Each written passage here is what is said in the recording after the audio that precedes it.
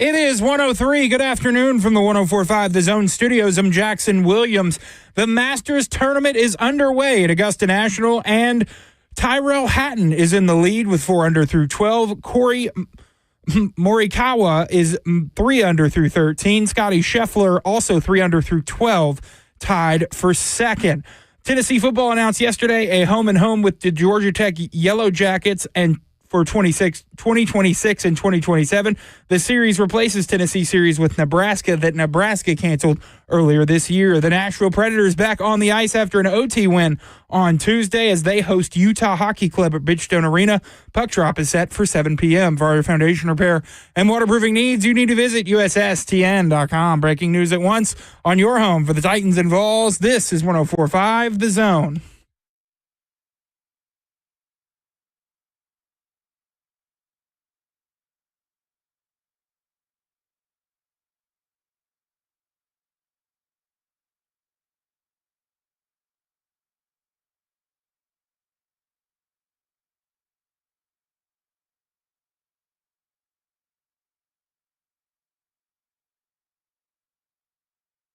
Cover 2 with Blaine Bishop and Zach Lyons here on 104.5 The Zone, powered by all Four Seasons Garage Doors. 615-737-1045 is the number. That's how it's done.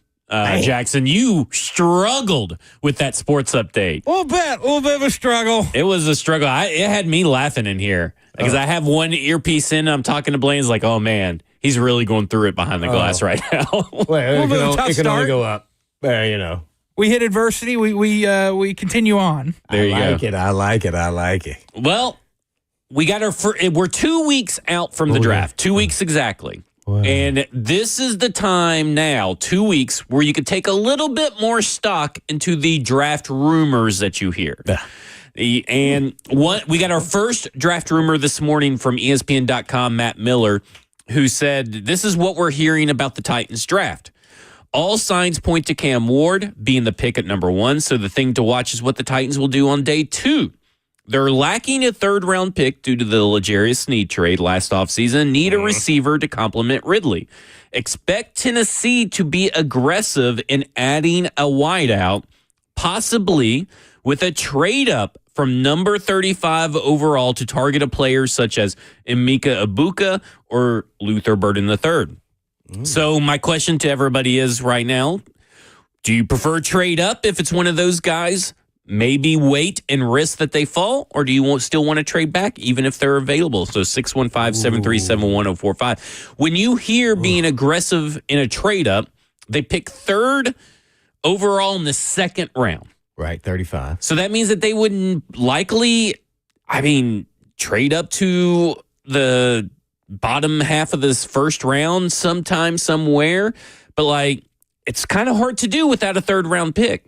Ooh, yeah, that'll be tough. Maybe they'll give them one of those future other picks that they accumulated in the later rounds. I don't know if that's enough. You would know better than me on the value of that, but one thing is clear about this roster, and it's been for a while besides, the King, is blue chip players. And that's the only reason I think I would probably attempt to do that it has to cross your mind, because that's the glaring thing. You got a lot of good solid players in the NFL, but as far as blue chip, just like, hey man, this guy's going to be something to deal with on a week in and week out basis when someone faces us, whether it's a D tackled, pass rusher or, naturally quarterback, And if you're going to do that for a pass rusher or a blue chip wide receiver, I think it's worth it. Well, right, because now, okay, I know that there's still a chance that maybe the Titans trade out of the number 1 overall pick. But at the end of the day, right now, it's not just about building the best team. It's about building the best team for your young quarterback, right? Because you're drafting Cam Ward. Now it's time. How do we build around Cam Ward? That's where the conversation goes. And I think a good trade last year, to kind of put it in perspective, was last year the Panthers traded from 33 to 32. Now, that's only one spot, so keep that in mind. But only that was first round to second round. Right. Whoa. So first round to second round. And they traded their 33rd pick, the second round pick, and the 141st pick in the 4th round to move into the 1st round. So it wasn't a big trade up. Yeah. Like, it didn't really cost you much. And really, the Tennessee Titans being the 3rd pick overall in the 2nd round, but having 2 4th round picks, one of them being 120, which is 21 spots better than this one, it's possible they can get into that 2nd round, which is giving up one of their 4th round or the 1st round, giving up one of their 4th round picks. Mm-hmm. And isn't that better than just kind of like you go up and get the guy that you know that you want? You get the 5th round option. You pair him with your young quarterback, if it's Luther Burden or Emeka Egbuka. To me, this makes sense. And listen, I am team trade back in the 2nd round. But if you're going to tell me that I can secure the wide receiver that I want if I'm the Tennessee Titans in this hypothetical and get a 5th year option and only have to give up my 2nd of the 2 4th round picks, I think it's a no-brainer. I think it's a no-brainer if it's 103 instead of 120. Your first... What position group would you say that if it was available, a blue chip guy, if you did do this scenario? It would have to be wide receiver. I wouldn't do it at edge. And that's because I think there's a lot of for 1.5 to 2 tier edge guys that are all the same. Mm-hmm. I think there's a clear divide between Luther Burden and Emeka Egbuka and the 5th wide receiver in this draft. And I think there's a wide divide. So I would only be really entertaining this for wide receiver. I wouldn't do that for edge. Yeah, I would agree with that, man. That's good stuff right there. Man, so Egbuka, Luther Burden, and it's another receiver. Oh, what about your guy from Iowa State? I mean, I like the Iowa State guys, but I do think Burden and Egbuka are light years ahead of both those guys. And I know Burden is your guy, but are you concerned with any of his off-field issues or, let's say, diva-like stuff? Because, those are more rumor mill. What someone says is always about an opinion. And to me, things like that doesn't really bother me. And when I say that is because once you get into the league, that's all on the outside. Like when they keep talking about Deion Sanders, that's on the outside. Now, if he comes to a game and potentially becomes on your sideline, well, does that help you or hurt your team? So I don't worry about that because, the rumor mills about what somebody says, maybe it was just a personality conflict. Maybe that's kind of what it was. Maybe a guy expressed to him that he was going to get the ball all the time. All of a sudden, you're not getting him the ball. I'm not saying what his reaction is right or wrong, but what you promised him, you didn't deliver. So I always look at it, there's always 2 sides to a story. I look at it like this. I lean with you, Blaine, on this subject in the sense now, we're talking about killing somebody and all that. It's a little bit different. That's a whole other story there, Jackson. If you're Henry Ruggs, that's a little bit different. Or, that's a whole domestic level. abuse, I'm talking about rumor mill. Yeah. Here's my thing. I want my wide receivers to want the ball. Yes. I want my wide receivers to have diva-like qualities. A.J. Brown had diva-like qualities. Absolutely did. And you know what? It worked out for A.J. Brown. And I look at it this way. I like what I see from Luther Burden. He's got basketball. Listen, he's the only boy of 10 children. Ooh. And you know what they did? Back in October on game day, for college game day, they highlighted all the charity work that he does in the community. So if there's a little bit of pouting on the sidelines, listen, that offense sucked. It was poorly schemed in Missouri. I don't like that quarterback. Good. And all that. I don't like Brady Cook. It was terrible. It was and it was the same coordinator, but totally night and day from the year before. What happened? I don't know what happened. They just turned into the screen merchant team. Maybe it's because they didn't trust Brady Cook. I don't know. Maybe he was playing with injury or something. We're just not aware of it. I don't know. But, to me, I want my wide receiver to have that diva-like quality. I also like the wide receiver that's kind of like Egbuka, who puts his head down, always played, always worked hard, always crafted was a master of his craft. Mm-hmm. He can get open. He's reliable. He didn't care that if he didn't get the ball, even though he's the all-time leading receptions leader in Ohio State history. I like that. I'm okay with that. Yeah. But I'm also okay with the diva. Yeah. Bring me good players. That's what I want. And if that costs you a 4th-round pick to go up to the bottom of the 1st to get one of those guys, I'm all in. And I think that if you're not all in that way, you're crazy. Now, I do think that there is a limit to it, right? If you have to trade both 4ths and a 5th, or if you have to get crazy with the trade, I'm not there. But, like, there's a limit. But if you're doing a trade similar to what the Panthers did, and you're giving up, the 120 overall pick and your 2nd-round pick to move up into the 1st, do it. I'm all in. There's no reason not to do it. There's going to be a big gap until your next pick. Then. It is. It will be. But you know what? You got players you can trade. You got a 4th, 2 5ths, and 2 6ths still. So I would be okay with that big gap. But at the end of the day, I want a player that I know is going to be good, and I would bet my money that both Luther Burden and Ibuka are going to be good in their own rights, where they're worthy number 2s right off the bat that turn into number 1s. Yeah. That's what I'm looking for. I'm looking for players that this young quarterback that the Titans are drafting can throw to and rely on for the next 4 years, not a continuous rotation of wide receivers that we've seen go in and out of here over these last 10 or 12 years. I mean, let's get some stability at the wide receiver position. So I would totally understand why the Tennessee Titans would entertain a trade up. Yeah, I'm on board. You convinced me. There you go. When we come back, we'll be joined by Jordan DeJaney, who had a mock draft out today at CBSSports.com for the Tennessee Titans, where he did 2 trade backs. And we'll talk about that and other things going around the NFL. This is Cover 2 with Blaine Bishop and Zach Lyons here on 104.5 The Zone.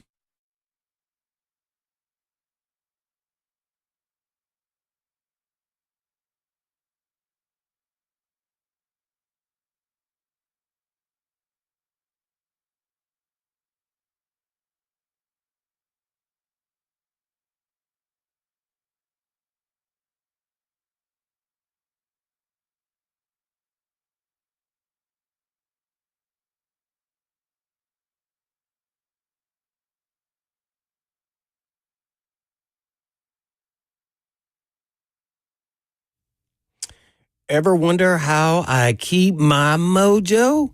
Well, hey, it's Blaine Bishop here, and if you're looking for the best tacos in town, you got to check out Mojo's Tacos. They've got 3 amazing locations, including my favorite spot in Nolensville. And Mojo's Tacos is where the magic happens. Whether you're craving their mouth-watering carne asada, delicious fish tacos, or their famous street corn, they've got it all. And don't forget to try their house-made salsa. It packs a punch, by the way. And each location has a great vibe, perfect for family night out or catching up with longtime friends. Plus, their friendly staff will make you feel right at home. So head on over to Mojo's Tacos and taste the difference. Trust me, you won't be disappointed. Mojo's Tacos, 3 locations, 1 unforgettable experience.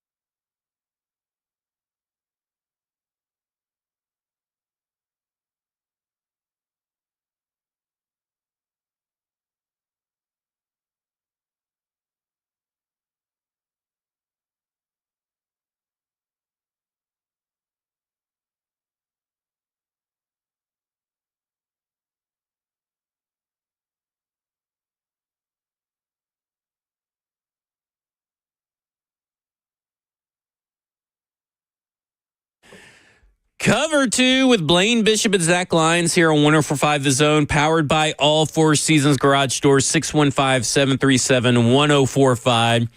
And we're about to bring Jordan Janei on, but I think we need to play a little bit of the breaking news sound for this. Who's breaking this? This is from @On3 Sports. Tennessee and Nico are in active contract negotiations ahead of the 2025 season. Pete Nakos reports. It is unclear if the negotiations will impact whether he enters the spring transfer portal, which is very interesting. So we're going to bring Jordan Janei on. Jordan, Nico, could he be going to the spring transfer portal?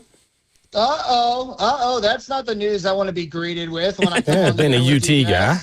Yeah. No, I mean, I like Nico. You were hoping for a better performance in the postseason last year, of course, but this was the quarterback that Josh Heupel wanted and that he got and that he wants to center his system around. So, I mean, without knowing anything about the situation, I would anticipate him coming back to Knoxville. I mean, this was the school that he chose. And like I said, I think that Heupel really wants to base what he wants his offense to look like around this guy. So I know we're in a brave new world with this whole NIL situation, but that's just the way things are. Here's to hoping that they reach a price point where he can remain in Knoxville. It'll be interesting to see how that plays out because, I mean, he's already getting paid, $5 million. Yeah. I mean, that's a lot of money. I mean, I don't know if he needs to be, asking for more or not, but, I guess more power to you. Make some money when you can. Who are the other quarterbacks that are in camp right now or, during spring ball? Do we know? Oh, you're asking me? I'm asking Jackson. Actually, I'm looking at him because Jackson would know, yeah. I'm trying to figure out, man, where is he getting with this leverage? Why he waited so long? And by the way, if this is getting out publicly, he already knows where he's going and how much the other school's going to pay him. Well, he was the third best Tennessee college quarterback last year in the state. It's obviously Seth Hennigan, number 1, Diego Pavia, number 2, and then Nico. But who's getting paid the most money? Well, Nico's getting paid the most money. Yeah, I was just wondering what the depth chart was looking like. Jackson, do you have it pulled up there real quick? I'm trying to find it. I know they just got the Brentwood Academy, George McIntyre. He's up there. Uh-huh. And they have another guy, I want to say Jake Merkelinger. Oh, yeah. So I thought they were going through this after the football season. So this is kind of a curveball. It's very interesting. But what else is interesting is over at CBSSports.com. Jordan Janei over here wrote up a mock draft, and he had the Tennessee Titans trading back in the second round. Obviously, he has Cam Ward going first overall. Did you ever entertain, when you were making this mock draft, doing a trade back just to get clicks? Yeah, I did. I absolutely did. Like, I'm definitely a clickbait guy every now and again, sure. In fact, I'm actually coming out with a full first-round mock draft next week, and I'm sure I'm just going to make that absolutely ridiculous, just completely belligerent. But for the Titans mock draft, no. I took Cam Ward number 1. I didn't really entertain anything else. So you did a trade back with the Bills where they traded 2 second-round picks, 56 and 62, to move up to 35. Why the Bills, and what prompted this kind of trade? Yeah, good question. So if you guys were to ask me my hot take for the Titans draft, at least prior to today, I would say that Tennessee is trading out of that 35 spot because we've heard about Mike Borgonzi talk about the importance of acquiring draft capital, and it doesn't sound like the offers that he wants for number 1 are rolling in. So with your next pick, how about trying to acquire some draft capital that way? And that in itself is going to be a controversial decision because there's so much talent left on the board. But that was kind of my take. Now, what's interesting is that we've seen some recent reporting this week say that Tennessee might go the other way, that they might be aggressive in trying to trade back up into the first round using that 35 overall to acquire a wide receiver, which is not really something I anticipated. But at the same time, even if you're low on draft capital, if you identify a wide receiver that is a legitimate first-round talent that would fit well with Cam Ward, that would fit well in your scheme, then I'm all for trying to go get him. So why the Bills in particular? Because in your mind, what do you think that they were trading up for when you were kind of playing around with this for the Titans to get 2 second-round picks? I mean, they dropped to 56 and then 62, which is really good for the Titans, but why the Bills? Yeah, I should have tried to keep track of who they actually took at that pick. I forgot to look at that. But the problem, too, is that the computer general managers that I was drafting with were absolutely terrible. I had to start over the mock draft 7 different times to get even something half feasible, half realistic to move out of that 35 spot. So I was trying to make it realistic in the sense of, okay, you give me 2 second-round picks in that round, I'll move down for that. But that was my main goal, was trying to find something half feasible for Tennessee to move down. Because, again, that was kind of my hot take for the Titans draft in 2025. Well, I don't know if you caught our show on Monday, but we talked about wide receivers here on Cover 2, and we talked about the guy that you had the Titans selecting 56 overall, Jaden Higgins, to pair with Cam Ward, 6'4", wide receiver, 215 pounds. Talk about why Jaden Higgins and maybe who else you were considering at that spot. Yeah, a couple different things. I mean, for one, he doesn't drop the ball. And I understand he's not exactly a burner, but I really deem him as a reliable target. And Dane Brugler actually compared him to what Nico Collins put on tape at Michigan. So I'm fine with Jaden Higgins being a legitimate perimeter threat. And I don't compare him to Nico Collins because I don't think he's going to exactly lead the NFL in yards after the catch. He's not a burner, as I mentioned. Not really an expert separator, but I think that his skill set easily translates to the NFL. He's a big target. He's good in those jump ball situations. I would say that he's a good red zone target as well. He also worked a little bit out of the slot. So I think that Jaden Higgins would be a nice target for Tennessee there in the second round. We're talking Jordan DeJaney's current mock draft over at CBSSports.com. He did a full 7-round mock draft and ended up with 10 picks. So that's 2 more than what the Titans already had. And then, of course, you can read that over at CBSSports.com.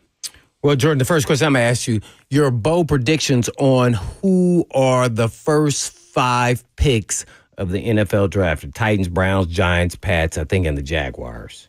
Yeah, I guess I'll take Cam Ward at 1. There's a lot of smoke with Travis Hunter at number 2 with the Cleveland Browns, right? And one reason I want to say why that's happening is because I feel like NFL decision makers went to Colorado's pro day and watched Travis Hunter run routes just on air, but they realized how special he could potentially be.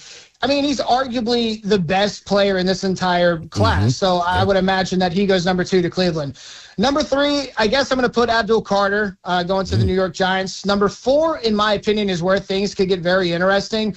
Like, are the Patriots going to take someone like Will Campbell, the left tackle out of LSU? Will they play him at left tackle? Is he someone who moves inside due to that arm length? Do they shock the NFL world by taking Ashton Genty?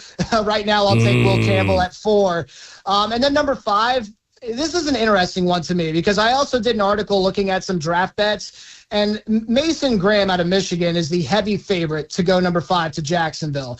And just for that fact, it makes me kind of question if that is actually what's going to happen in reality later this month. But at the same time, I think there is legitimate reason for Mason Graham to go to Jacksonville. Not only is he considered one of the better players in this class, I mean, he applies a tremendous amount of pressure up the middle, but Jacksonville could really use someone like that on the interior as well to help Josh Hines-Allen and Travon Walker.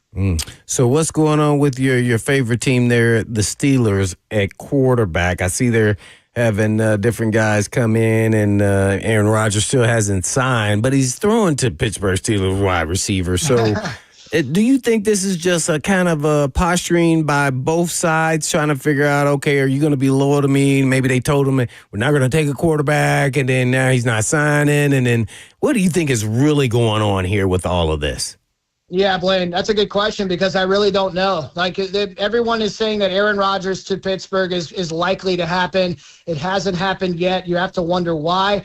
And, you know, if I had to put my money on it, I do think that's something that ends up coming to fruition. But number one, you ask why. I think that Aaron Rodgers loves being in the news cycle when people are just awaiting to see what's going to happen next. He loves this anticipation that's building not only in Pittsburgh but in the NFL world at large. I'm sure that he really enjoys that. But, hey, number 2, I'm almost hoping it doesn't happen now, because that would add another level of intrigue with the NFL draft, especially when we're talking about Shedeur Sanders, because we've talked about his stock for weeks now. Where is Shedeur going to go? It doesn't seem like he's going to go number 2 or number 3. So is a landing spot number 6 with the Raiders? If that doesn't happen, a landing spot could be potentially the New Orleans Saints at number 9. And I want to point this out very quickly. If a team like Pittsburgh doesn't have Aaron Rodgers and wants a quarterback like Shedeur Sanders, I'm looking at number 8, the Carolina Panthers, as a potential trade partner to move down the board. A team jump over the New Orleans Saints at 9 to grab Shedeur Sanders. If Aaron Rodgers doesn't sign with the Steelers, I would keep that possibility in the back of your mind. What do you think, speaking of quarterback, the likelihood that Cousins says he can now be traded and takes out of his contract and gets traded on draft day? Yeah, I mean, I think it could happen. Of course, you have that no-trade clause, and even if he didn't have that no-trade clause, Kirk Cousins is going to have a say in terms of where that landing spot is going to be. We've talked about Kirk Cousins not even wanting to sign on with the team just yet because he doesn't want to get, quote-unquote, Kirk Cousins, where another team signs a young rookie quarterback that would potentially compete for that job. But, hey, if the Cleveland Browns take Travis Hunter like we're all predicting at number 2, the Cleveland Browns have long been the favorite in the minds of the NFL world, if you will, to land Kirk Cousins. He has that familiarity with Kevin Stefanski. There's no doubt that they need a quarterback as well. So if they're going to pass on Shedeur Sanders, we'll see what happens with the rest of the draft. But Kirk Cousins to Cleveland is something to certainly keep an eye on. And, here recently we saw T.J. Watt, who wants to get paid $40 million, highest paid non-quarterback, give the peace sign on social media. Is that saying that things aren't going so well, that there's a possibility, or he's just, playing games with the fans? What do you think? No, I think this is actually a really big story. I'm glad you brought this up with T.J. Watt, because he's in this weird spot where, man, there's so much we could talk about with this situation, but I got to say, for the Pittsburgh Steelers, for any team in the NFL, if you have a legitimate perennial talent like a Jamar Chase or a Myles Garrett or a T.J. Watt, do not let that player enter the final year of his contract. And that is about what's about to happen with T.J. Watt here. We've seen the edge market explode with Myles Garrett getting $40 million a year. Danielle Hunter, who's a veteran, signed a deal that's giving him $35.6 million per year. Max Crosby, $35.5. And now Micah Parsons is probably going to put pen to paper on a historic extension as well. Where does that put T.J. Watt? One of the best pass rushers in the NFL. I don't know if he is exactly going to match Myles Garrett money, but the question is, what would he accept? Would he be okay with $35 million a year and maybe breaking a record with fully guaranteed money among edge rushers? There's work to be done in Pittsburgh. I have no doubt that the Steelers want to extend him and give him some money, but the question is, what is that number that T.J. Watt will accept? So who knows? We absolutely could be potentially talking about T.J. Watt being on the trade block. I'm not ready to go that far just yet, but again, this is really a situation to watch. Well, lastly, I got to ask you, since we're talking about pass rushers, Parsons, Jerry Jones, and this conversation with him man to man, or on the phone, and then not talking or saying the name of his agent, and really, man, what is Jerry Jones doing here? Is he end up going to have to pay way overpriced once again? Hey, Blaine, if you were the agent, if you were David, wouldn't you do that? You start driving a hard bargain because Jerry Jones didn't know your name. But that's the biggest storyline here, is that David apparently, at least publicly, did not take those remarks personally. He's there to work for his client. He's there to work hand in hand with the Cowboys organization. So if you're a Cowboys fan, you're going to hope and be optimistic that these comments that made headlines all across the globe are not going to dramatically affect these negotiations. And at the same time, who's to say that they will, right? I mean, with Micah Parsons, we're talking about a young pass rusher who's cashing in at the right time, right after Myles Garrett. I expect him to match that Myles Garrett contract, potentially more. And I don't really anticipate Jerry Jones' comments having a negative impact on these ongoing negotiations. There you have it. Jordan DeJaney, NFL writer for CBS Sports. Jordan, what the heck is going on with Sadiq Charles? I mean, the guy retires on the Tennessee Titans after one of his former coaches goes to theoretically goes to bat for him, allegedly, brings him in. He retires in the summer in the middle of a training camp battle that he was winning, by the way, single-handedly was pretty much given the job. And now he comes out of retirement and signs with the Cowboys. Well, like, what's going on here? Yeah, I think that Bill Callahan made him quit. He was a little too tough on him in training camp, wasn't it? Whoa. You said he made him quit? How did he go about that? That's wild speculation, of course. But, yeah, that was like one of the most shocking headlines of the offseason because just with you guys, I was penciling him in to play right guard. And I'm not going to say excited. He's someone who I've covered in college at LSU. I was on the beat with Washington, watching him as well. He wasn't some kind of all-pro guard, but he was someone who was getting better and versatile, playing all across the line. So I was saying, hey, this might be an okay placeholder for Tennessee. And then he shocks everybody by retiring. And now, naturally, I think he's only 25 years old. He's back in the NFL. He had a workout with the Dallas Cowboys, and apparently that workout went well enough for Dallas to extend him a contract. But I will point out, it's not done, right? Sadiq Charles is still going to have to work to earn a spot on this final roster. He's been out of football for a full year, so we'll see how his conditioning is. But Dallas definitely needs some reinforcements on that line as they lost that future Hall of Famer Zach Martin to retirement earlier this offseason. Well, I thought it was interesting because I really had not thought about this whatsoever, but Justin Fields says just like the old days, being around Garrett Wilson. I for whatever reason, it just never crossed my mind that those two guys played each other, even though I know they played with each other, even though I know they were Ohio State. When this signing went down, maybe it's just because so much other stuff was going down. Mm-hmm. But what do you think about Justin Fields in this offense with this Aaron Glenn as head coach? And then, of course, apparently they're going to go running back by committee, even though they have a really talented singular running back in Breece Hall, but they're going to go running back by committee. They're trying to trade him. Breece Hall's not very happy. Like, what's going on with this whole Jets offense situation?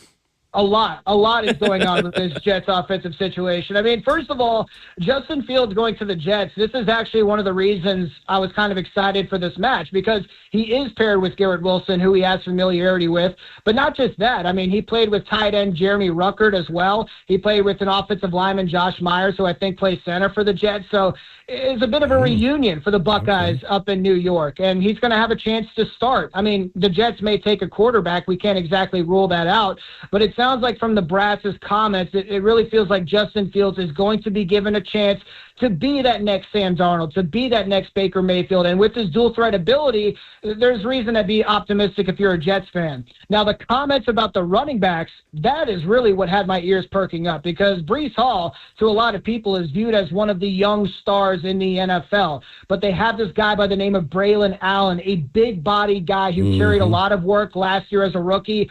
Absolutely love this dude. And the Jets are going to try to be running back by committee. Kind of gives the defenses different looks. That will also open the door to make life easier on Justin Fields. But it certainly was an interesting comment because I think most people, especially if you're a fantasy football fanatic, you look at Breece Hall as a legitimate RB1. So we'll see how he falls down fantasy football mock draft boards later this year. All right. What is your NFL draft best bet going right now at the sports books?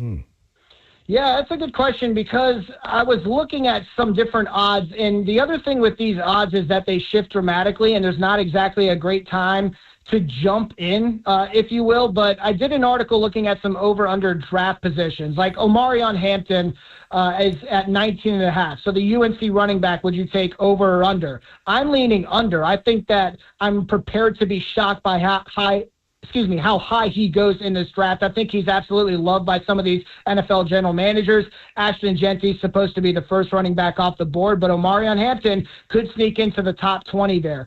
Another one that I really liked, and this was actually at plus money, plus 135, Matthew Golden, the Texas speedster wide receiver. Some people have him as wide receiver 1 in this class. I think Ted McMillan probably goes before him, but over-under draft position right now is set at 17.5. I think under at plus money is actually a really good bet. He ran that blazing 4.29 at the 40-yard dash. The Dallas Cowboys at number 12 could be interested in him. What about the Miami Dolphins at 13, the Cardinals at 16? All these teams could be looking at wide receivers, and that under would cash at plus 135. I mean, I'm gonna that, especially that Matthew Golden one. That one sounds pretty a little too good to be true. It feels like Vegas may be playing a trick on me, but that one sounds pretty good. Lastly, I just want to talk about one more player in the draft that you got at pick 103. Is this orange bias because you have them selecting Dante Thornton, a wide receiver out of University of Tennessee, with pick 103 overall in your mock draft? Yeah, I'm glad you brought this up. I was wondering if Dante Thornton can kind of be like the anti-Jalen Hyatt, right? Like he didn't have the most prolific production in college, but is a successful NFL career in front of him. I think he ran the fastest 40-yard dash for a 6'3" player or taller. He's, of course, at 6'5". He's not too skinny either. He has a nice frame, nice wingspan, catch radius, top speed, good athleticism score. He led the FBS in yards per catch, and I don't think he's a totally lost playmaker when it comes to picking up yards after the catch as well. The reason I feel confident in liking Dante Thornton is that a lot of different analysts I've talked to at CBS view him as kind of a sleeper as well. So grabbing him in the 4th round, I think, would be nice value for Tennessee. Well, there you have it. A little bit of Rocky Top played while you were giving your analysis on Dante Thornton. and maybe, this is why the lack of production from Dante Thornton is the reason why they're renegotiating with Nico, because they blame him for the lack of production. Oh, man. Is that what you're saying? Man. I have problems with the offensive philosophy as a whole. That's probably a conversation for another day. But there you go. This has been Jordan DeJaney. We've gone around the NFL. You can catch his latest 7-round mock draft where he makes 10 picks for the Tennessee Titans over at CBSSports.com. Jordan, we really appreciate it. Absolutely. Thank you, guys. Thanks. When we come back, we're going to dive into a little bit more to this Nico University of Tennessee thing going on. I've got the article pulled up. Going to make sure to read it, give you some more information. This is Cover 2 with Blaine Bishop and Zach Lyons here at 104.5 The Zone.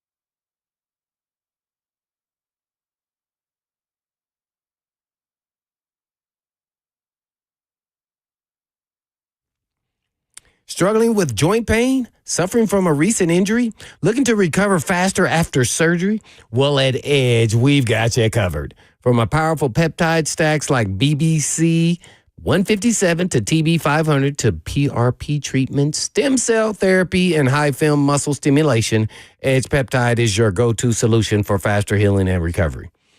And as an athlete myself, I know how frustrating pain and injuries can be. That's why now is the perfect time to take control of your wellness and finally address those nagging issues. Whether it's golf, tennis, or any activity you love, don't let pain hold you back any longer. Edge specializes in regenerative treatments designed to reduce inflammation, promote tissue repair, improve mobility, helping your body heal naturally while avoiding surgery whenever possible. And right now, we're offering a free $250 consultation with your initial treatment. And all you have to do is just go to edgepeptide.com. Yes, that's edgepeptide.com. Or you can just give them a call today at 615-724-1878. That's 724-1878.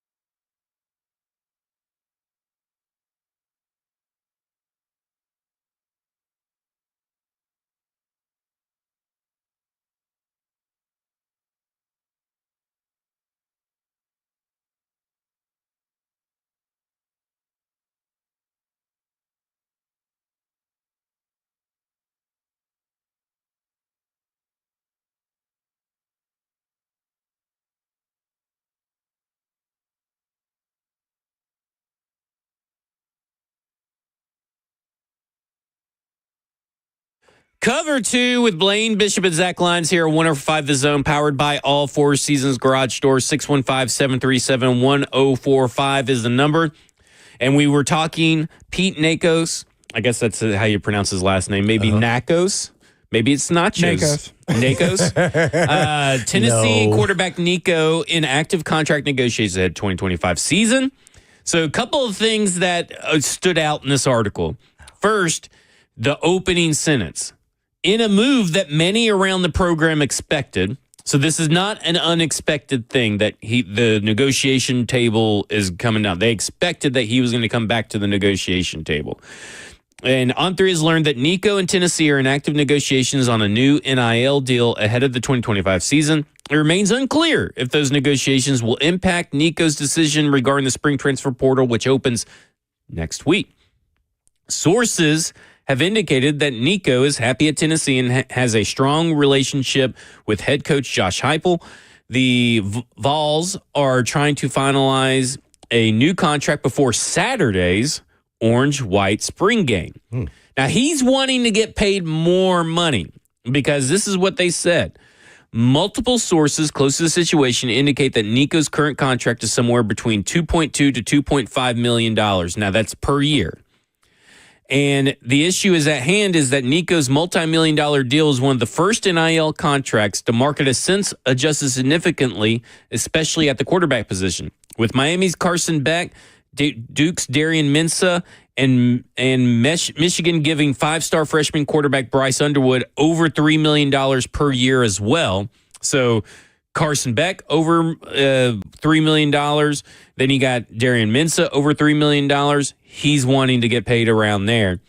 Seems this is the problem that I have now at this point is that you got paid a lot of money.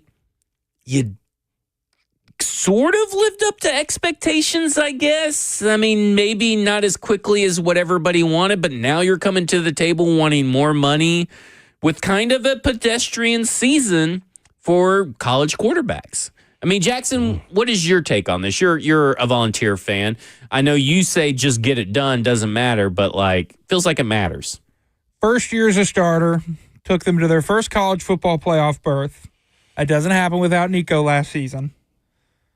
I mean, I think it's going to get done regardless of what I think, so just get it done. Just get it done. You're just just get it done. Just do it. I don't like it, but just do it. You don't like it, but just do it to me. I don't like this whole era of college football. Gotcha. And I'm just okay, if this is how it is, I mean, we're just all for players getting paid, but this is the thing that I kind of worried about without regulations and all this kind of stuff is that someone could just enter the spring transfer portal just all of a sudden, even though they have a signed contract. Maybe we need to put a little bit of no transfer portal clauses in here or something. I mean, what's your thoughts, Blaine? Well, yeah. I definitely have an issue with it as much as I like the players getting paid. I think they've gone the whole other way now. It's all the leverage now is in the player's hand, especially if it's an elite player and sometimes unproven player. So hearing this makes me think how you should be able to.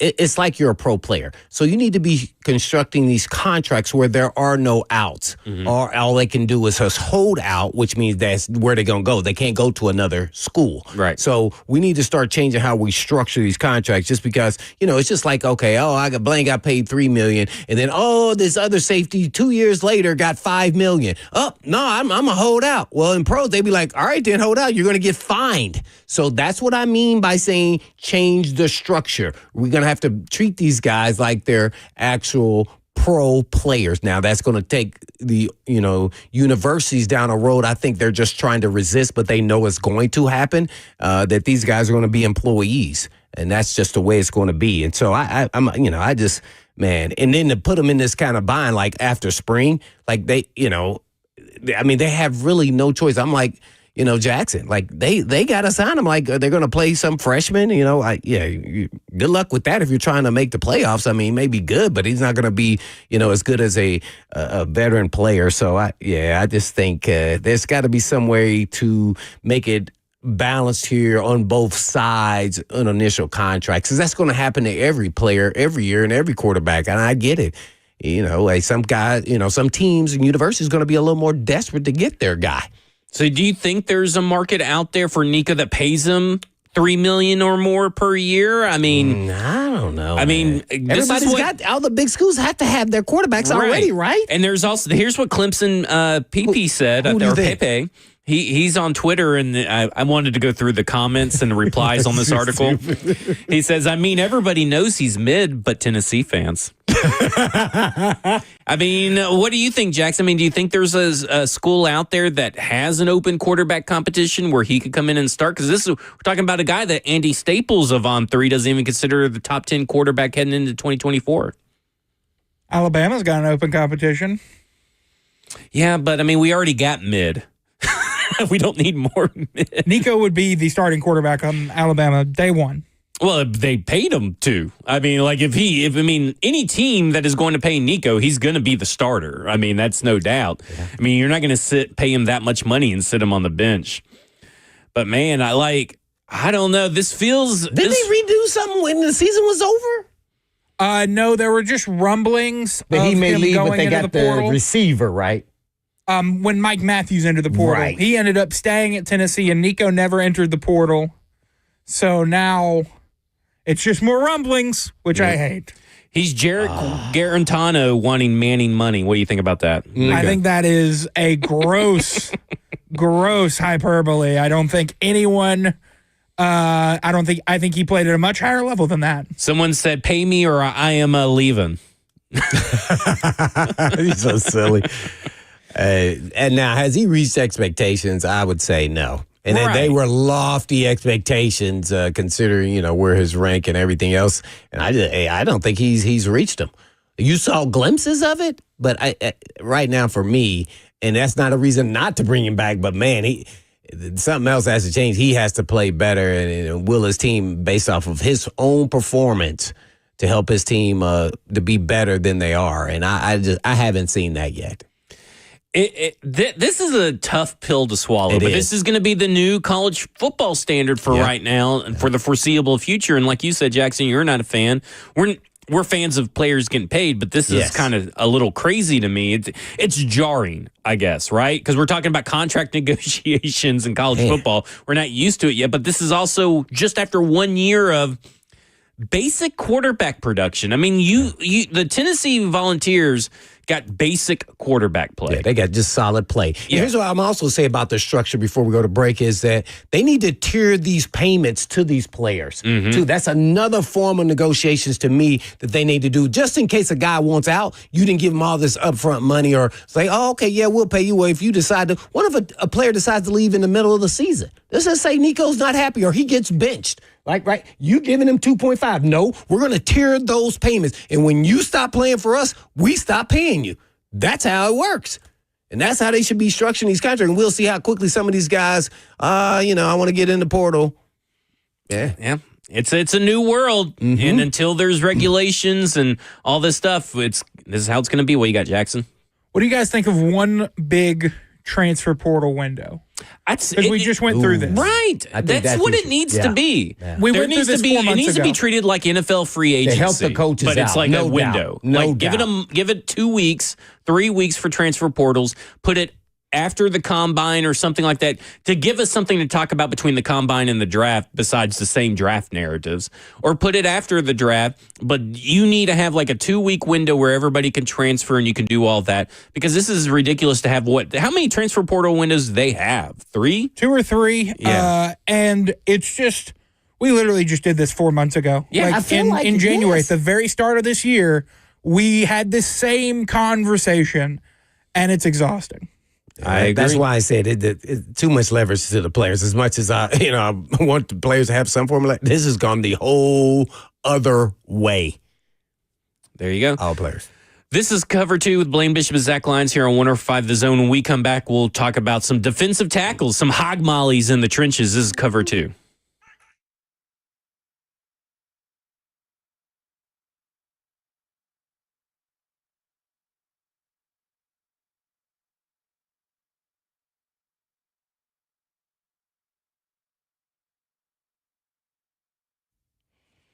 Hey, folks, you know I've been talking about Tennessee Orthopedic Alliance for years because they're the leading experts in sports medicine and performance and the team physicians for the NFL, college, and high school athletics across Tennessee. And TOA provides sports medicine coverage to more high school and college sports teams than any orthopedic group in the state of Tennessee. They have 29 locations throughout the state and over 100 physicians throughout Middle and East Tennessee to take care of all your musculoskeletal needs. And TOA also has 11 urgent care locations with walk-in availability 7 days a week. They offer direct access to sports medicine and performance, physical therapy, and nutrition. Personalized rehabilitation plans to enhance mobility, reduce pain, and improve overall physical function for patients recovering from injuries or surgeries.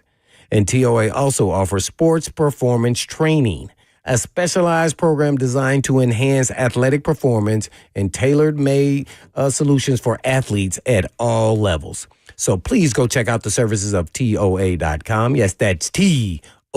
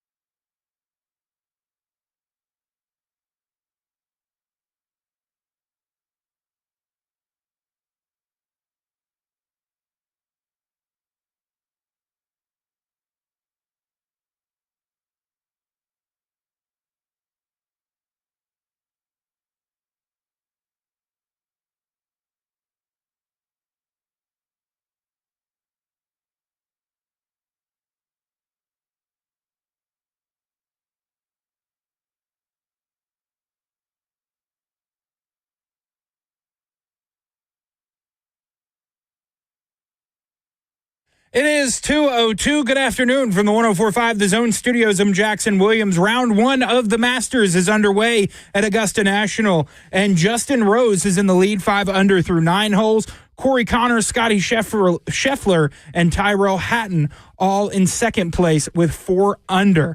Tennessee and Nico Iamaleava are in active contract negotiations ahead of the 2025 season. Pete Nakos is reporting it is unclear if the negotiations will impact whether he enters the spring transfer portal. The Nashville Preds are back on the ice after an OT win on Tuesday as they are set to host the Utah Hockey Club at Bridgestone Arena. Puck drop set for 7 p.m. For all your foundation repair and waterproofing needs, you need to visit USSTN.com. Breaking news at once on your home for the Titans and Vols. This is 104.5 The Zone.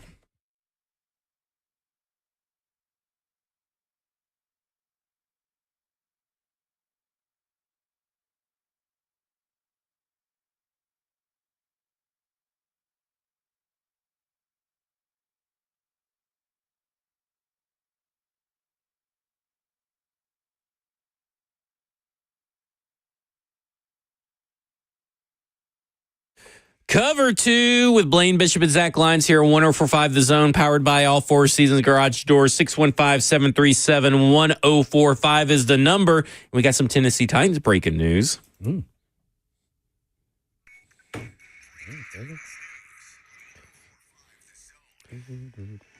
This comes from our good buddy, Easton Freeze of A to Z Sports. He says the Titans have a 30 visit scheduled with Missouri wide receiver Luther Burden III next week, per sources. So just want to throw that out there, that we were talking earlier about a team wanting to trade up. The Tennessee Titans have had a formal combine meeting with Luther Burden. They're following that up with a 30 visit with Luther Burden. So there is a opportunity for you, Blaine, or not for you, but for the Tennessee Titans, but for something that you want to know is to find out more questions about what went on in the 2024 season that seems to have everybody else spooked, but maybe not NFL teams, because that's really what's going to happen here. Luther Burden's going to go in the first round to some team, I think in the top 20, and we're all going to be saying, yeah, no, I thought there was field issues. And me and you are going to be like, well, we told you it wasn't that big of an issue. Yeah, well, I don't think those issues that he has are, but I would be more interested in, just the production, why it went down that last season there. And was it more quarterback driven, or they're just not getting targeted? It was trying to spread the ball around a little bit. What was said from coaches? I'm sure they probably already talked to the coaches, but they want to hear it from him. So, because the guy's, he's super talented. He was highly rated when he came out of high school. So Luther Burden, he's an elite player in this draft. Sometimes the player's talent outweighs some of these little minor, he's a diva type talk and conversation, even with less production. So I told you I would ask more about him, not running all full speed sometimes when he wasn't getting the ball and those things of that nature. So, was it frustrating for him? And then, how to handle those kind of frustrations. You got to remember now, these guys are all still like 21. So they're still developing, and everything's been about me. And then you get in a team-oriented type deal, and you're not the main dude. How is he going to act? And so that's kind of what I would kind of emphasize really when I'm talking to him. Yeah. And Torrey Smith, former Baltimore Ravens wide receiver, Super Bowl winning wide receiver for the Philadelphia Eagles, says, y'all aren't talking about Luther Burden enough for me with the NFL draft talk. He is special, and I agree.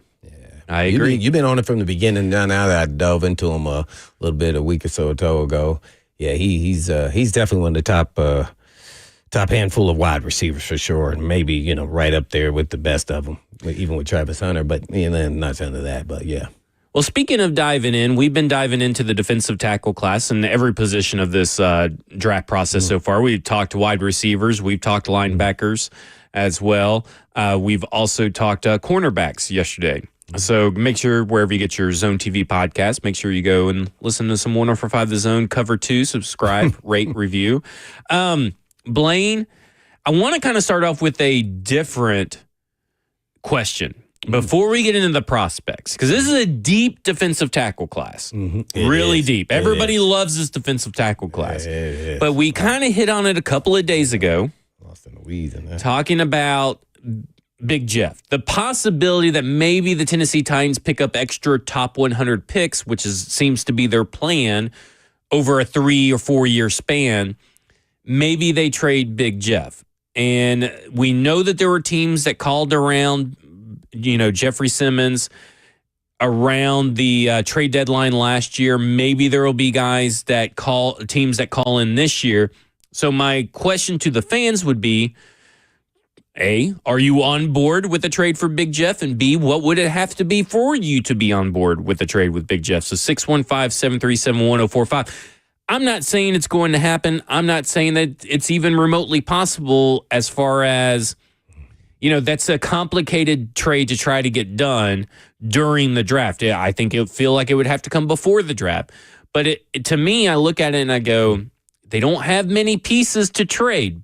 Jeff, Amani Hooker, Roger McCreary, and Will Levis are 4 pieces that I feel like are players that could be on the move for a certain amount of picks.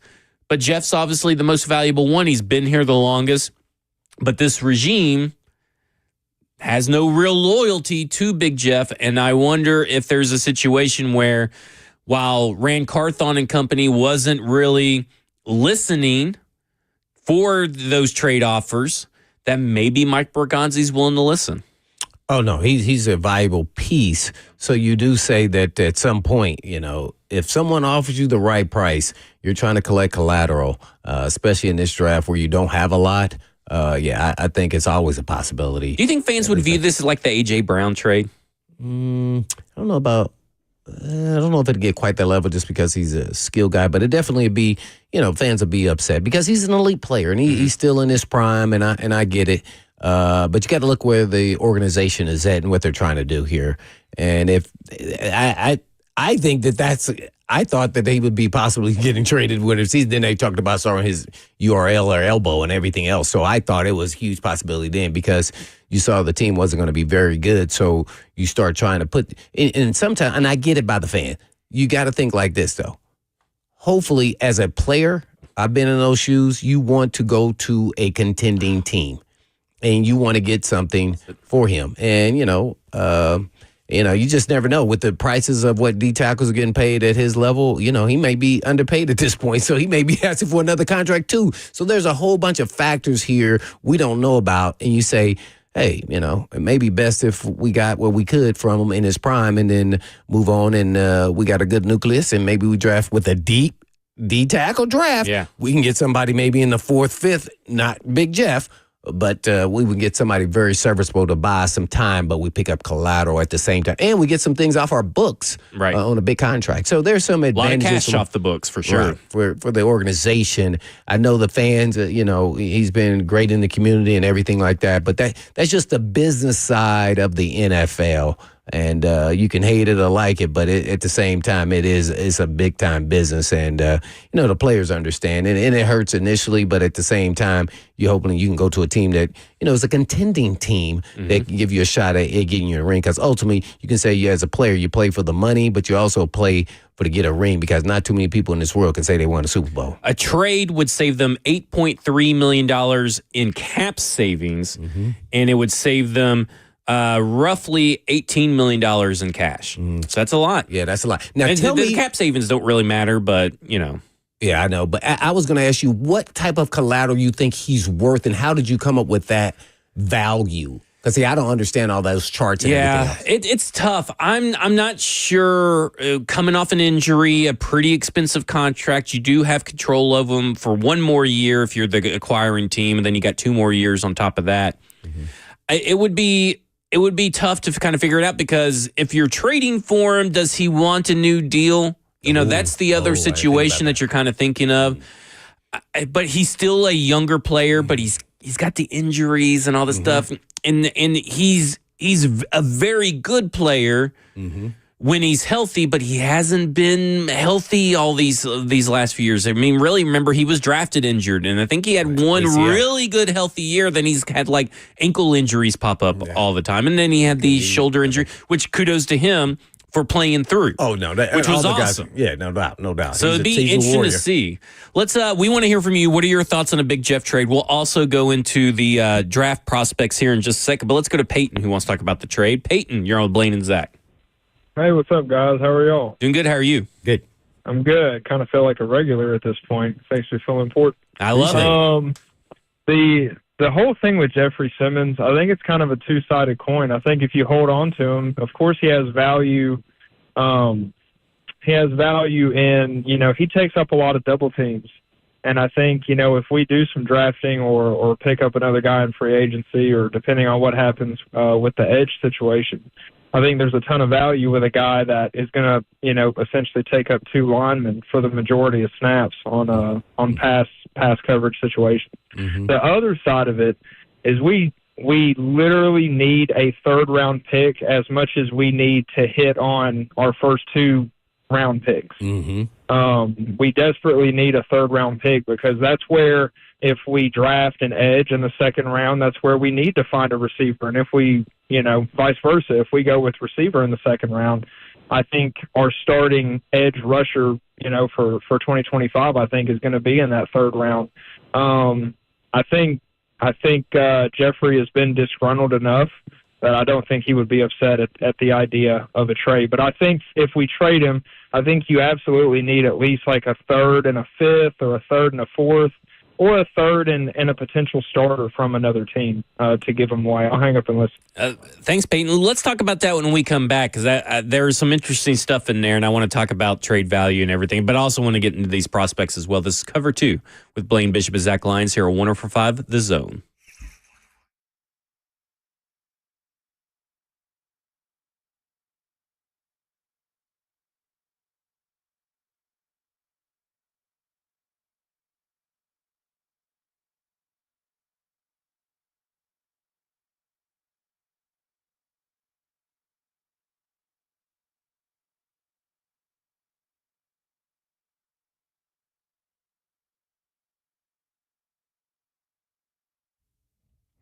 Have you noticed how unreliable things have become these days? Like when someone tells you it'll be ready at 4 p.m. and it's not. People are really tired of that stuff. So if you've had it with unreliable vehicle repair shops, come on over to Eurofix. And Eurofix turns unreliable into reliable. And Eurofix has your vehicle ready when it's really ready so you don't have to stand around and waiting all freaking day. And Eurofix repairs all European cars with quality that beats the dealer and without the dealer pricing. And that's because dealer repair shops are designed to pay virtually all of the dealership's overhead, and that's a lot of money. And why would you want to pay for that? Well, at Eurofix, reliable also means a 3-year nationwide warranty plus a free loaner car with every repair appointment. So make sure you call ahead as loaner cars are very, very, very popular. So if you're tired of the unreliable repair shops, come on over to Reliable, and that'll be Eurofix. Family owned for 26 years. And all you have to do is just give them a call at 844-EUROFIX. That's right, 844-EUROFIX, or you can visit them online at myEurofix.com. That's myEurofix.com. But always tell them Blaze,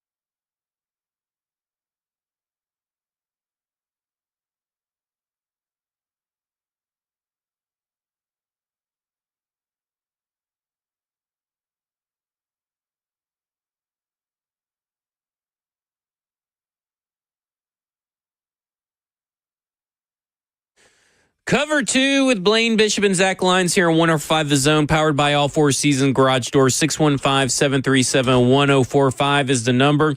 We had Peyton on the phone line before we talked to him, and he was talking about trade compensation. He said like a third and a fifth is. I think he said another trade, but that's the one that sticks out as a third and a fifth. Mm-hmm. So I kind of went and looked to see some compensation in the past for defensive linemen and all that kind of stuff. I mean, Montez Sweat, who is an outside linebacker, and Chase Young, who's an outside linebacker, were traded for a second-round pick for Montez Sweat and a third-round pick for Chase Young. So those guys are names. They got one pick apiece, but they play a different position than really Jeffrey Simmons does. So it was Leonard Williams, who was the Seattle Seahawks traded for Leonard Williams from the New York Jets. Oh. They got a 2024 second-round pick and a 2025 fifth-round pick. Oh. So if you are looking I'd take a third and a fourth. Yeah. So going back to what Peyton said, if he said a third and a fifth, third and a fourth in this year's draft, I'd be around it. I would, and here's the thing, though. Titans fans are going to hate it. Why do you think that is? Because I think they're going to view this as this is the A.J. Brown trade all over again, because I get it. That's how they're going to feel. I think if you get a third and a fourth in this draft, you can go get watch this, may not be Jeffrey Simmons, but they're going to give you much more balanced pass rush and run stopping. Yeah. And then with all the other pieces around with Sweat and the guys they have in the depth pieces, I think I would definitely consider it for sure. Now and the money off the books. Oh, now he's about 3 years younger than when Leonard Williams got traded. So that is a benefit. That is. For the Tennessee Titans to get more than what the Giants got. I just know that to me, I look at it and I go, in this particular draft, it would make sense. I would understand it. I may not agree with it. Right. Okay. I do think that if rumors around what they were being offered last year was pretty good trade offers from what I understand. Mm-hmm. And I'm looking at it and I go, or this past trade deadline, I'm looking at it and go, I kind of wanted them to trade him then because the Tennessee Titans were kind of a different team, and all this stuff. They're getting Cam Ward. They're a team on the rise. You got him for 3 years under contract. Now, whether he wants a new contract or an extension at some point down the road, that's for later to be concerned. But I also look at it like this. To me, I'm like, I wouldn't agree with it, but it would make sense for this particular draft. If you're going to trade him, this is probably the time to trade him right now. Because there's so many tackles. And you also need edge rushers and wide receivers and all this stuff.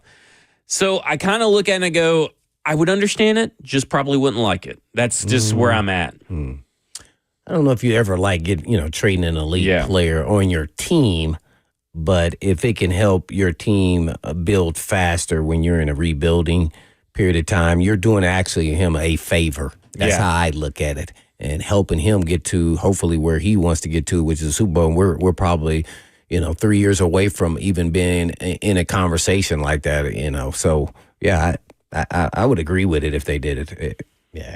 Yeah, I mean, it would make sense. I think that's my former player, Well, it would make sense from a team-building perspective because of where they're at in their team-building process. But it's kind of like when we were talking about Harold Landry. Mm-hmm. I was kind of like, well, by the time that you're probably really competing at a high level, because that's the plan, right? Mm-hmm. He's going to be 30 or 31 wanting a new contract, maybe.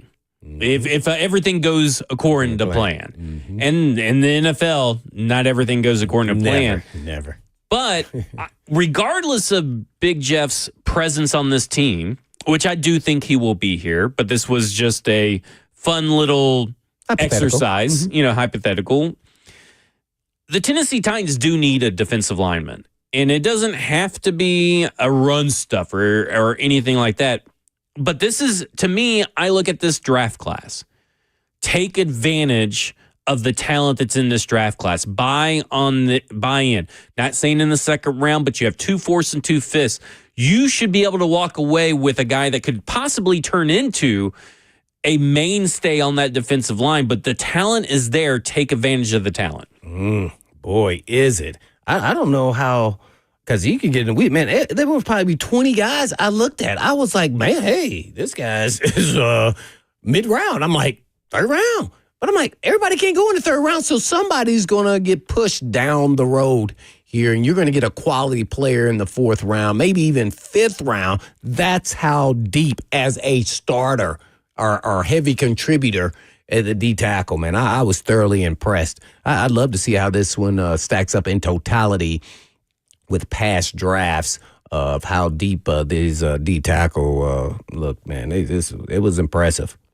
Well, I'll tell you a guy that I asked you about on the break that you were able to watch the very last guy. So I'm very glad you got to watch it. Oh, man, I almost didn't get him in. It was just me I'm going to find somebody else on, a diamond in the rough. And then, boom, he wasn't even a diamond. I was like, dang, how did I not? Then I went and looked at his combine, the guy you're going to mention there. Yeah, Ty Robinson out of Nebraska. Yeah. And he is a butt kicker. That is what he wants to beat the crap out of you every time. He's like Jackson. Yeah, he's like Jackson.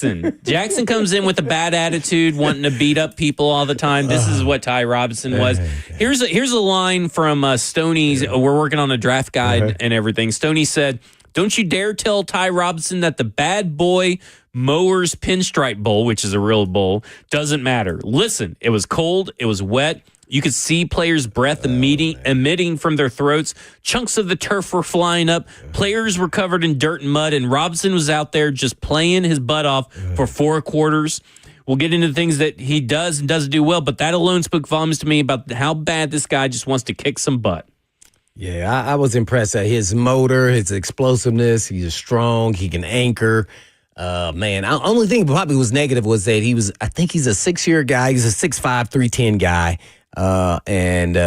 He had, I want to say, shorter arms than the normal guys that's that tall. One of the shorter arms and wingspans in the league. That's what then led me to say, well, let me see what he did at the combine. And so then I saw he was first in almost all categories when you're talking about explosion and all the drills for the D lineman. I mean, he was up there. Matter of fact, there's some people who come out of there and say he was the number one D tackle, based off of his numbers, naturally. And I was like, well, dang. And then he's a put up or shut up type guy. You see it on film. So I loved all those traits, man. 10 combined batted passes over the last 2 seasons. Yeah, I think I even saw him get a field goal block. So this guy's a well-rounded guy. Dane Brugler says he's built like an oak tree. Yeah, he was pretty special. But first of all, before we start, talking about these D linemen, I want to go into here's what I was looking for, whether you agree with it or disagree, but this is what I was looking for. I was looking for explosiveness off the ball. And some guys wouldn't do it consistently. I don't know if it was scheme driven or not. Their anchor when they take on doubles, because when you're a D tackle, you're going to be taking on, doubles like that. I was looking for leverage and balance. Lateral agility, that means lateral quickness going sideline to sideline. You got to give me 5 yards either way to make sure I can see it. I want to look at stamina. Most of those guys over 300 pounds, I want to see you. I don't want you tapping on the helmet. I want to see you stay out there. Like Devondre Sweat. Yeah, I want you to fight through it. Yeah, I want you to fight. All right, and then a lot of them are inexperienced and don't have multiple pass rush moves. So the ones who did, it was like, okay, they're definitely into training, their coaching or trainers or whoever's helping them with that. And then shedding blocks. Shedding blocks was a real big one because, you're going against a really good, offensive lineman. So I want to see you get off the block and say, I want to make the tackle. And then last for me was gap discipline. Like, okay, you got a gap, but then after, you did your job, then did you try to make a play and make a, tackle after you secured your gap? And, some guys are kind of, I wouldn't say, more individualized, and they say, I got my gap, and then they get out of the gap because they want to go make a play. And then all of a sudden the running back end up going through their gap. So those are the things I was looking for when I was watching some elite level players, man. I was thoroughly impressed. And, it starts with Mason Graham from Michigan. He's the number one guy. He's a wrestler, so I love all of that because you love how you understand how to anchor and leverage yourself and your body. But he was explosive. He had good foot speed. He was powerful. He had a high motor. He was kind of more. It was interesting because he's so talented. He also played as though he was an effort guy. Yeah, like it was unbelievable. He is the definition of blue chip prospect. Oh, yeah, no doubt. They're saying Jackson was going to take him with the 5th pick. So he was by far in my mind. He was number one. But, the Walter Nolan from Ole Miss, a 5-star, kind of finally reached his talent of he was a transfer from A&M. He transferred like 13 different times, high school included. Yeah, so you never know if parents are moving or whether it is or people paying. I have no idea, but he was strong. He was violent. He was impressive. He was just wondering, like, dang, man, this should have been happening. So I didn't understand why he wasn't doing the same things at A&M, but he finally reached. And somebody surprising, but, a lot of people were talking about him at the Senior Bowl was the Tennessee guy. Omar Norman Lott. Who was a transfer from Arizona State. Am I right on that? I think it was Arizona State. So now there were times he can be elite. I thought he needed to get in a little better shape. Yeah, Arizona State. I think it's because they rotate those guys around. Because remember, they had like 10 guys. They was rotating them all. So, I wanted to see more of them because he looked like he could be in a Mason Graham conversation if you wanted to see that kind of passion and like, I'm unstoppable. Because there were times you felt like, this guy's impressive. And I remember him, watching Tennessee because they had so many different lines, but I didn't know how good he was there. So, yeah, that was he stood out. He was talked about so much at the Senior Bowl, and he's coming in for a 30 visit. Another guy named TJ Sanders is coming in for a 30 visit from South Carolina. Uh-huh. You were talking about Derek Carmen, the guy that transferred from Michigan State to Oregon. Yep. There's just so many guys. A guy that I really like is Darius Alexander out of Toledo. Okay. He is fun to watch. Like action. That is a guy that just has no quit. He's a mauler, it feels like, but he's got speed to his game as well. I look at these guys. Darius Alexander, I think, was a guy that's been mocked to the Tennessee Titans a couple of times. That's it. Okay. He is one of those, COVID pandemic players, kind of like what you were talking about with Ty Robinson of Nebraska, who ends up being 24 at the short right after the draft. But I look at he hasn't had a lot of sacks, but he's had a lot of tackle for losses, and he has an NFL-ready frame. Mm-hmm. And that's what I really like. What was his size? He is 6'4", 305 pounds, 10-inch hands, 34-inch arms, and 82, almost 83-inch wingspan. Super athletic. Mm-hmm. Again, doesn't have a lot of production, but that's a guy that if he falls into that 4th round for whatever reason, that's a guy that you take. Like, to me, I'm looking at these defensive tackles and I'm like, I understand the Tennessee Titans need pass rush. Yeah. But just because you need pass rush does not mean it has to come from an edge rusher. Yeah. You need someone else to maybe go in and out with Tavondre Sweat and Big Jeff. And maybe that is an upgrade over Sebastian Joseph Day, who's under a 1-year contract. Someone that's an upgrade over Keandre Coburn on a 1-year contract. Someone like that. And I look at that. Did you get around to watching Aeneas Peebles?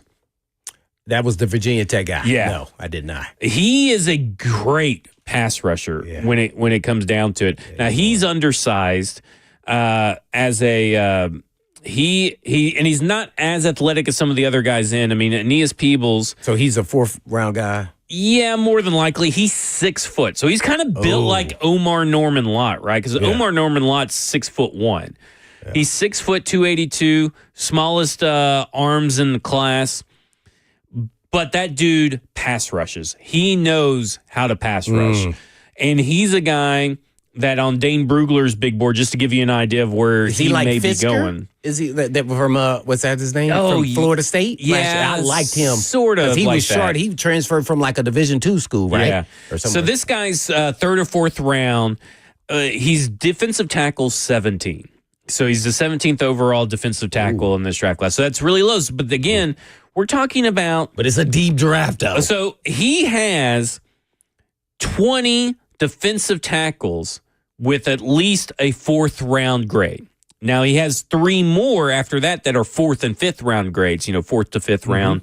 But like 20 defensive tackles. Yeah, they're not going to go there. And you see, that's what happens then you get pushed down. And then some of these guys may be late rounders or even undrafted based on what you just said. But there were some other guys in his category, C.J. West from IU. And the Jackson guy. Yeah, there were some other guys. The guy we haven't mentioned yet, but I got to bring his name up, is the kid from UK, Walker. I was going to bring him up. He has him as defensive tackle 19.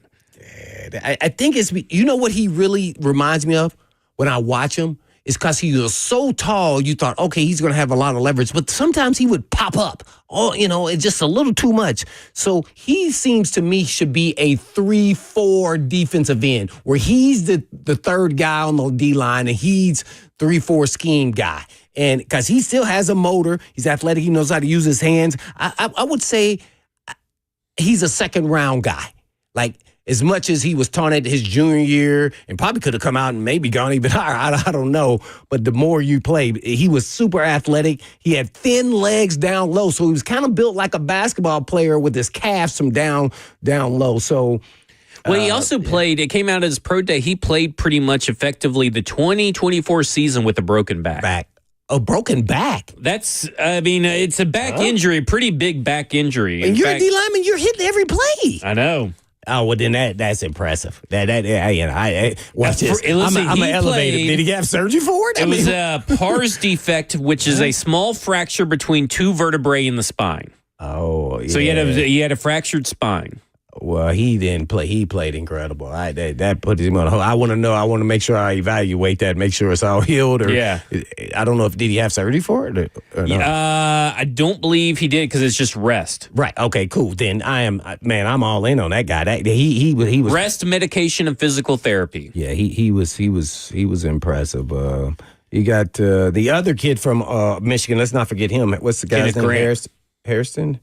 No. What was his name? Kenneth Graham. Mason Graham, but Kenneth Grant. Grant, yes. He was impressive, as well as I wanted to bring up your guy. What did you think about going back now, thinking about the Stewart kid from A&M, looking at everybody else? And you said your guy Darius Alexander didn't have a lot of sacks. Well, we saw him not have the sack numbers, but we saw him miss a lot of sacks. Yeah. So you're talking about the edge rusher, right? Shamar Stewart. Yeah. I just can't get there. He just can't finish. And, it's a little bit different for defensive tackles than edge rushers.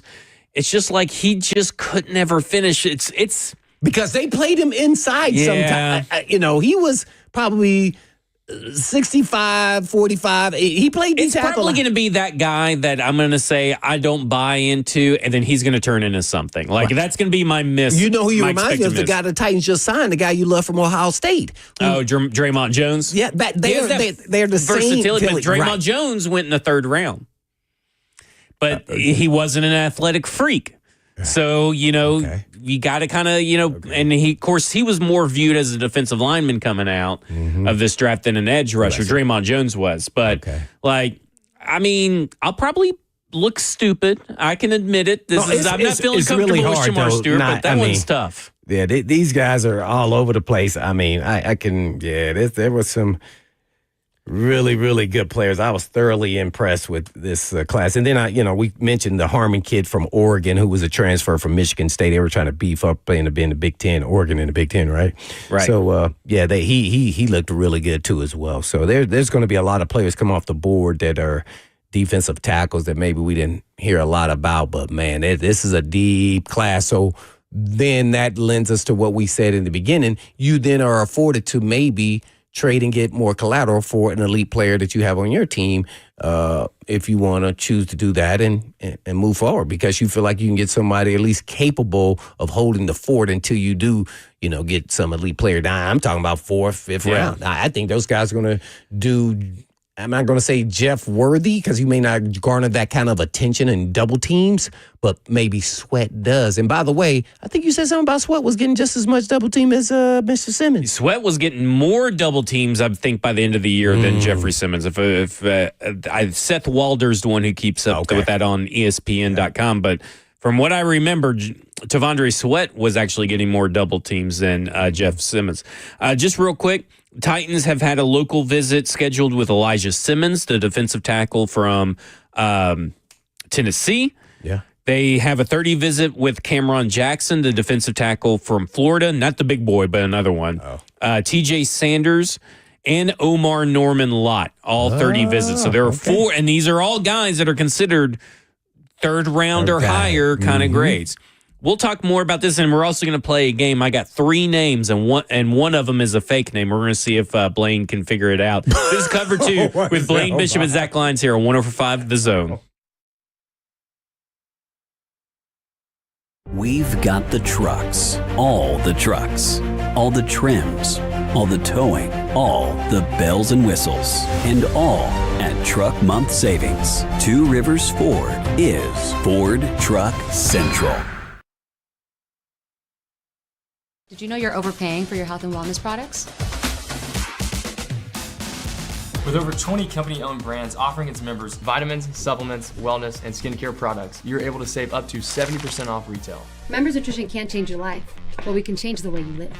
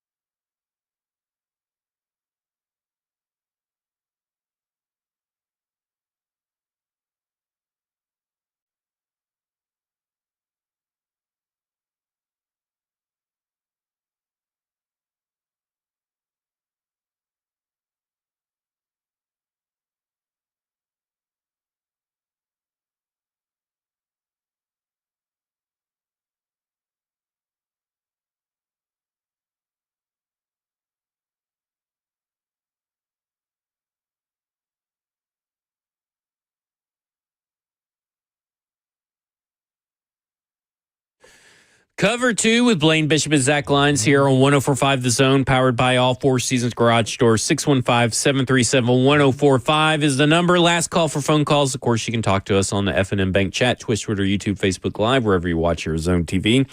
And Blaine, the philosophy for coaches and I guess scouts have been draft a pass blocker because you could teach run blocking. Does that transfer for defensive linemen in your mind?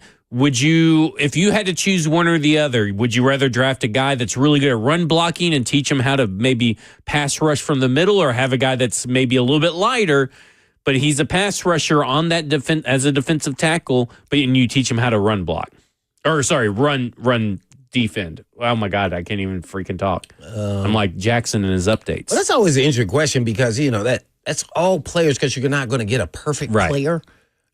Especially coming in, because someone's going to have, me playing off technique wasn't my mistake, but I worked on it, and became really good at it, and loved it. So, I was a press corner. So those same, you just want them to be coachable, really. Gotcha. No way preferred, in my opinion, because you one way coach, or the other, right? But to me, you got to make sure you. In this league, you in the NFL, you got to make sure you got to excel in something, at least in your mind. You got to be able to stop one of them. But I would say I want them to have the run, and you can teach them how to pass rush. There you go. Okay, Blaine, here are 3 names. 2 of these are real defensive lineman prospects. One of them is not. Dang One of them is a fake name. You did not tell me we were going to do this. No, I didn't. Because there's often times where I'm working with Stoney through our draft process and everything, and he puts a name on the list, and I'm like, this is a fake name, right? Two of these are real names. He got you, so you want to get 2 of these are real names. One of these is fake. Here we go. DeMonte Capehart, Joey Slackman, Nash Stackhouse. Who is the fake name? Well, I know the first one is not, because I preferably looked him up. What was the other? We got DeMonte Capehart, Joey Slackman, Nash Stackhouse. The B, number 2. Sorry, Nash Stackhouse is the one that's wrong, because it was Nazir Stackhouse. Joey Slackman, real person, real defensive lineman prospect. DeMonte Capehart, you were correct, was real. Yeah, he was right, because I looked him up. Yeah. That's the way I probably would have picked him if I didn't even know. This has been the weirdest draft class when it comes to names, because I see one and I'm like, there's no way this guy's real. This is not a real name. Yeah, well, and I also get confused with all these Jalen's and how they spell their names. Oh my God, there's like 13 Jalen's. Yeah, and how they spell their names too. Jalen. There's 3 of them at wide receiver, if I'm not mistaken, which is one of them insane. spelled theirs like Jalen. Yeah. I was like, oh no. Yeah. That's insane, man. All right. So we got Louis Riddick was on ESPN yesterday. Now, everybody kind of picked up on that. He kind of said that Cam Ward's a little bit like Patrick Mahomes and blah, blah, blah. There was something else he said that I thought was a little bit more interesting. And we know that Louis Riddick, he's pretty close with Deion Sanders. But here's what he had to say about Shedeur Sanders' draft stock yesterday on ESPN. Pat Sherman, offensive coordinator. Shedeur is someone who wants to be collaborative. He is someone that you want to talk with. He doesn't like to be told just, this is the way we're going to do things, and then you're just going to need to fall in line. Swaggo in here. And he kind of he's earned that right because of the way he has played. This young man is going to be just fine. And you know what? I hope he doesn't go in the top 3 picks. I hope he doesn't. And I think his camp would tell you the same thing. There are other teams that they want to go to. He could be in a better situation, obviously, if you fall. And we know how much that matters for a player's trajectory. I hope he doesn't go in the top 3 picks. I hope he doesn't. And I think his camp would tell you the same thing. There are many other teams they want to go to. Sounds like Cope, because he knows he's not going in the top 3, right? That sounds like Cope. Exactly what he did there. He probably even talked to Deion and co-signed on if he said that or if he should say that or not. Yeah. That one screams to me like, okay, our draft cycle did not go the way we wanted, so we're going to put it out there that, hey, I think his camp would tell you that we don't want to go in the top 3 draft. Because let me tell you something. I want him to just own and just say he said it. Don't bring them into it. I love he said, I hope he doesn't go in the top 3 picks. I hope he doesn't. And I think his camp would tell you the same thing. There are many other teams that they want to go to. I will say this, and maybe I mean, he comes from a family that is very wealthy, but I would venture to say that I think he would want to go in the top 3 because that means more money, right? At the end of the day, it means more money. Absolutely. Come on. Who are we trying to fool here? Yeah, that's a hustle. You know what? I mean, come on, Lou. Man, yeah, you could talk about the history of the Browns and all that. And, hey, man, it's a privilege and an honor to actually get drafted number 2 overall. So, man, you change the history, man. That's right. What you do. You change it. So, and it's not like the Browns are like bad. They're solid. They get them a quarterback. They could be pretty good. So, I don't buy. Because that's really been the holdup. It hasn't been the run game. It hasn't been the offensive line. It hasn't been the wide receivers. It hasn't been the defense these last few years. And they even came right out and said it. We really screwed up with the Deshaun Watson trade. Yeah. So, So to me, I'm like, I know that Deion said that he would be picky, because we talked about that and how that's probably really not a big deal because Eli's done it, other players have done it. But like this right here is some major cope. But he said I bet their camp would say agree with that. And I think his camp would tell you the same thing, which means that he was told that by his camp because he's too close to Deion to just sweep that under the rug. You get what I'm saying? We can't sweep that under the rug. Very close to Deion. Yes, that's is the Deion part where, people don't like, I think it's just his way of business, his arrogance about, how he wants to go. And that's, man, you got to deal with it. But, I don't get caught up in all that. Really, it's just hilarious. Like, we don't know what really happened here by Lou Riddick and what was said. So you waited all this time, Lou, to say this? Yeah. Oh, after you've been at all the workouts and talked to the scouts and the teams and everybody, they're telling you if I was Deion, I'd be like, oh, Lou, what are we doing? Chill that out. Come on, man. What are you doing to us Even if here? that is true, do not put that out there. Yeah. Right. I mean, come on, man. Yeah. So I think they know what's about to happen. Stevie says, I don't see why the Giants wouldn't want to draft Shedeur. Russ could play them into quarterback purgatory. So where do you fall on the Shedeur Sanders thing? I still don't think he falls out of the top 10. We heard Jordan Janei say that he thought that someone may trade up with the Panthers ahead of the Saints to draft Shedeur Sanders.